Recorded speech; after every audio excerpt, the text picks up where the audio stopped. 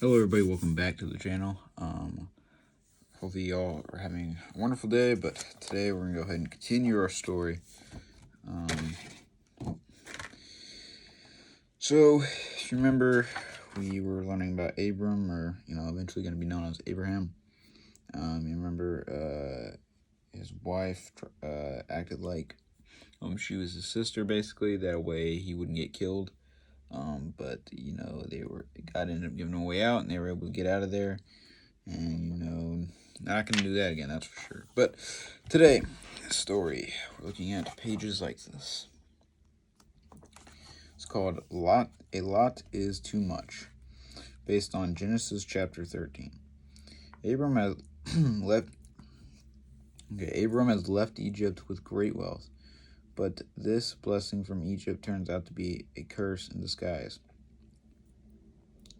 As he comes in, is there a problem? Now that the tribe has tasted wealth, their old nomad ways don't seem so great.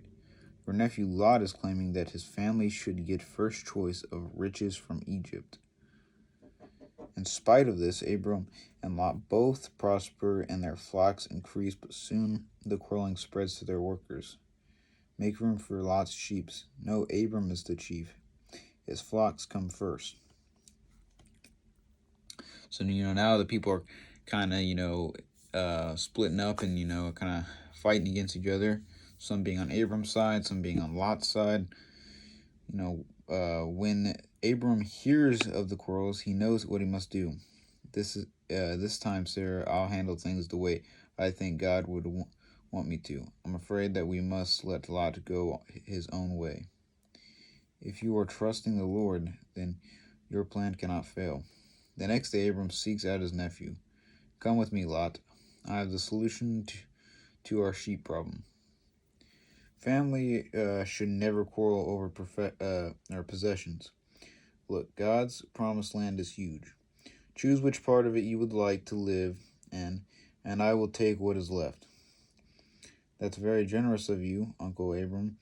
I'll take the valley near the city of Sodom.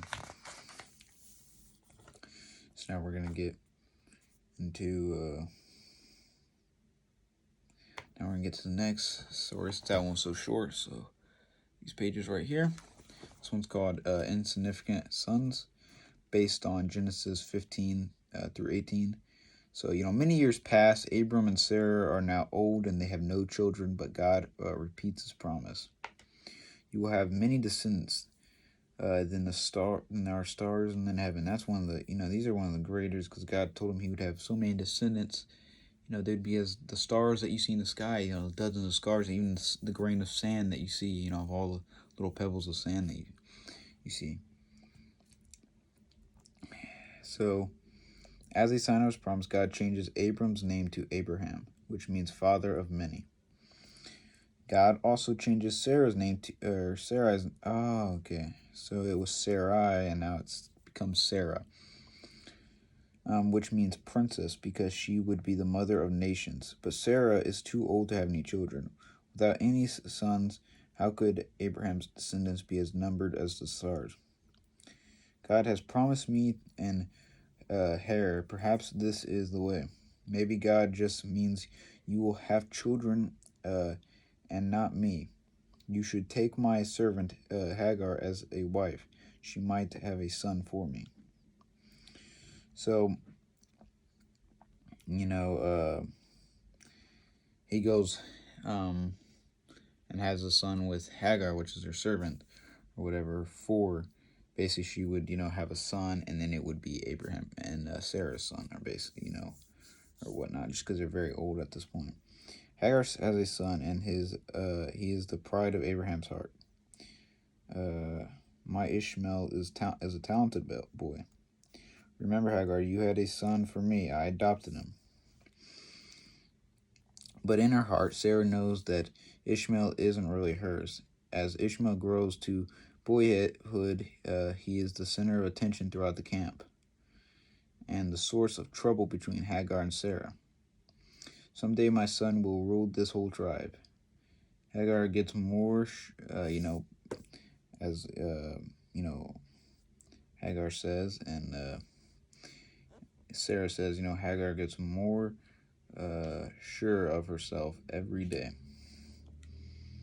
So, deep down she knows it's not actually her son. So, I think it's kind of put like a little bit of an anger into her. And, Sarah, or Hagar, still trying to stay close. Even though she had him for Sarah and Abraham, she's still close to her son because, it's her son. Abraham worries about the trouble in his camp. One day while he is resting and thinking about Ishmael, Hagar, and Sarah, he looks up. 3 strangers approach Abraham's camp. He greets them and invites them in to rest and eat with him. While they are eating, one of the strangers gave Abraham surprising news. Your wife, Sarah, will have a son. I am too old to have children now. Because you gotta think, even though he had children, even though he had that, Ishmael, this is, he's grown to a boy now, so this is, years later. And, these strange, 3 strange strangers just come up and say this to you, thinking of it, thinking it's a joke. When the strangers leave, Abraham walks with them for a while. That city of Sodom is so wicked that God will have destroyed it. These must be messengers from God. They are talking about the place where Lot lives. Abraham pleads to God to save Sodom. Would you really destroy the righteous along with the wicked? What if there are even 50 good people in that city? Do they deserve to be destroyed? God agrees to save Sodom for the sake of 50 good men, but Abraham continues to bargain with God. What if there are 30 good men? Finally, he gets God promise the city will be saved even if there are only 10 good men in it. So, he tries to convince God, not to destroy the entire city just because there still could, even if it's a small amount, there still could be, good men in there and good Christian men. And, God, agrees not to destroy it at all. And we'll see what happens, next week, getting more into that. Or not next week, but on Wednesday. So we'll see what happens. Thank you guys for watching. Hopefully you learned something. Now you see, why Abraham's name was changed to Abraham. And it was Abrams first. Not many people know that. But means, I think it meant father of many. So, because he'd have, many descendants, whatever, numbered with the stars and all that. But I thank you guys for watching. Hopefully, again, you learned something. As always, take it easy. If you have any questions, comments down below. And I thank you guys. All right. God bless.